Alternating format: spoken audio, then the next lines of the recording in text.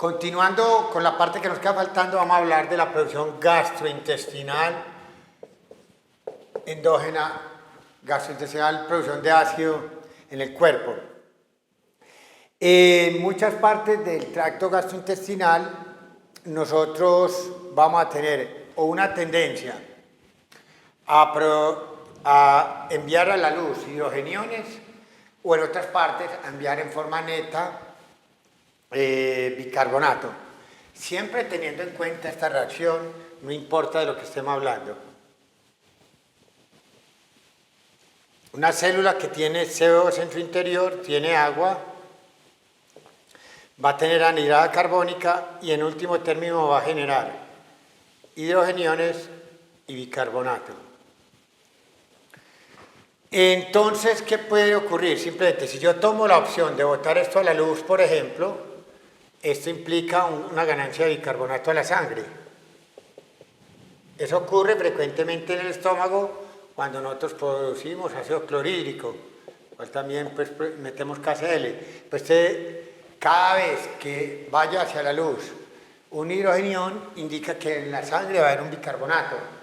Por eso cuando este bicarbonato pasa al duodeno y no se recupera, sino que en vez de eso se produce un vómito, por ejemplo, la pérdida hacia el mundo exterior de ácido clorhídrico nos va a nosotros a representar un efecto sobre el estado ácido-base que va a ser una alcalosis metabólica. Por lo menos si el vómito es de contenido predominantemente gástrico.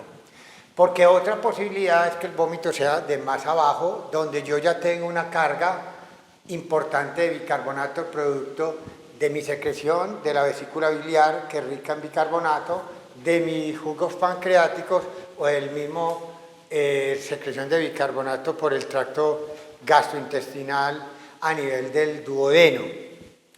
En esos casos en los que haya un vómito más bajo, tiene que mezclarse con ese contenido gástrico, y si la pérdida de bicarbonato es mayor que la de los hidrogeniones, se daría un caso al revés de lo común, de la mayoría de las veces de lo que pasa, que tendríamos un caso en que un vómito pudiera producir un efecto acidémico o de acidosis metabólica en sangre, que eso es muy raro.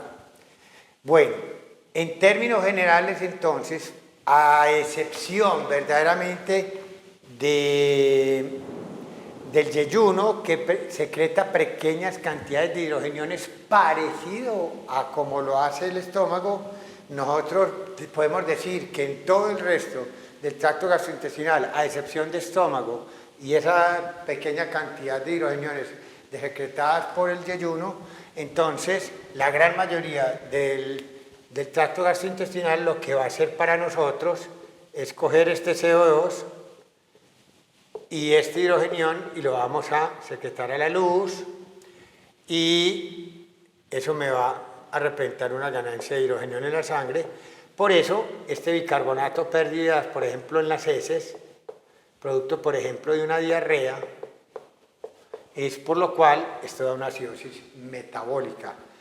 Siempre y cuando ocurra, como siempre, la mayoría de las veces ocurre porque hay un tránsito rápido a nivel del tracto gastrointestinal que no permite la reabsorción bien de bicarbonato. Se secreta bicarbonato a la luz y trataría uno de compensar con una entrada de cloro, que lo que haría una acidosis metabólica hiperclorémica. Por eso la gran mayoría de las diarreas producen acidosis metabólicas hiperclorémicas en forma inicial. En forma inicial y con anión GAP normal, porque lo que aumentó de cloro lo disminuyó en bicarbonato. No hay ninguna verdadera acumulación de un ácido fijo que me genere un anión no medible, a no ser de que la diarrea ya sea de un grado de gravedad más grande, que me lleve a una generación de lactato por hipoperfusión, y lo que era una acidosis metabólica de anión GAP normal se me convierta en una acidosis metabólica de anión GAP elevado, que es más indicativo que una diarrea de estas va a tener un peor pronóstico, porque se indica un mayor grado de compromiso al encontrar uno ese anión GAP elevado, que ya está indicando algún grado de hipoperfusión y algún grado de metabolismo anaeróbico, que nos llevará entonces a llevar a ese tipo de conclusión. Por lo tanto, tenemos los dos grandes extremos de nuestro tracto intestinal, la parte alta, vómito, gran perdedora de hidrogeniones y acumuladoras de bicarbonato en sangre, produce alcalosis metabólica, y parte baja, por diarrea, con acidosis metabólica, inicialmente daño un GAP normal y posteriormente, si hay hipoperfusión con acidosis metabólica con daño un GAP elevado, siempre la diarrea, como dijimos, con una buena capacidad del riñón, si no está malo, de tratar de defendernos de esa acidosis metabólica, con aumento de generación de hidrogeniones, con aumento en su capacidad de estimular la glutaminasa y por lo tanto con una excreción renal de ácido que trata de ser aumentada.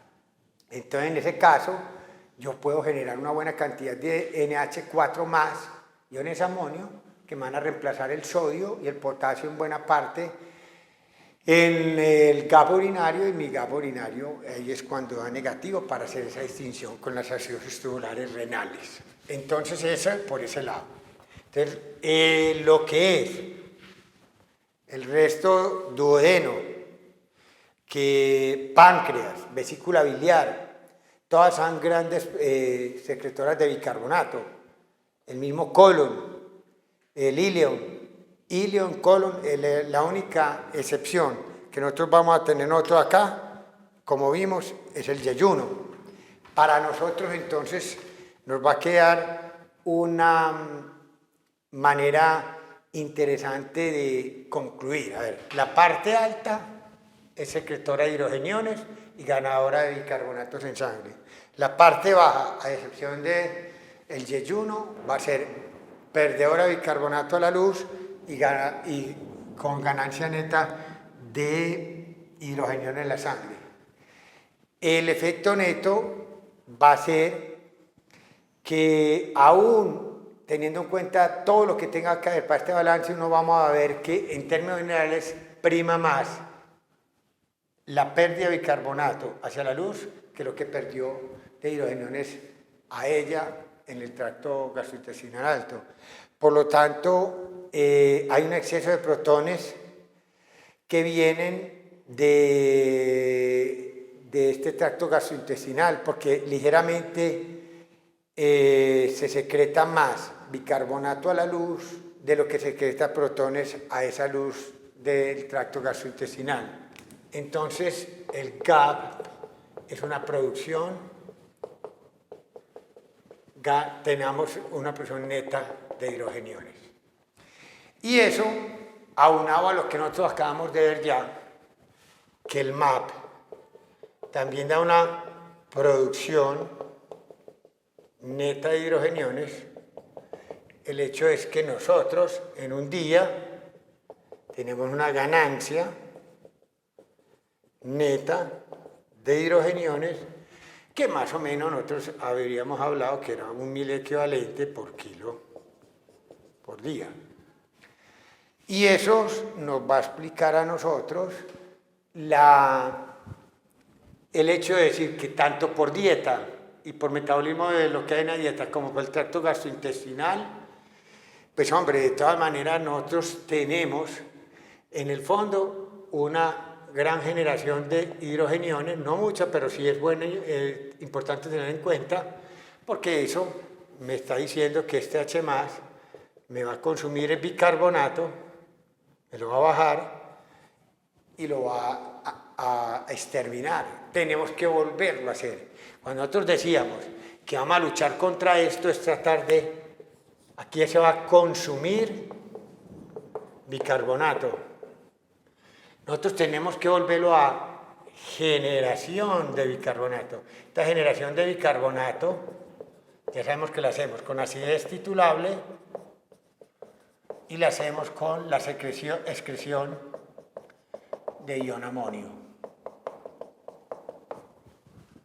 Con eso podemos meter a la luz del riñón hidrogeniones, y siempre que metamos a la luz un hidrogenión ganamos un bicarbonato en sangre.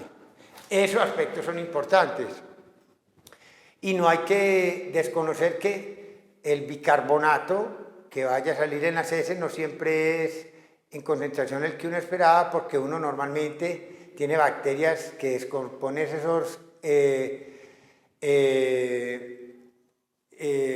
comida no digerida y genera generalmente ácido acético, propiónico, butírico, y esos ácidos se disocian y liberan protones, y al liberar protones consumen bicarbonato y quedan, en vez del bicarbonato, propionato, butirato y acetato.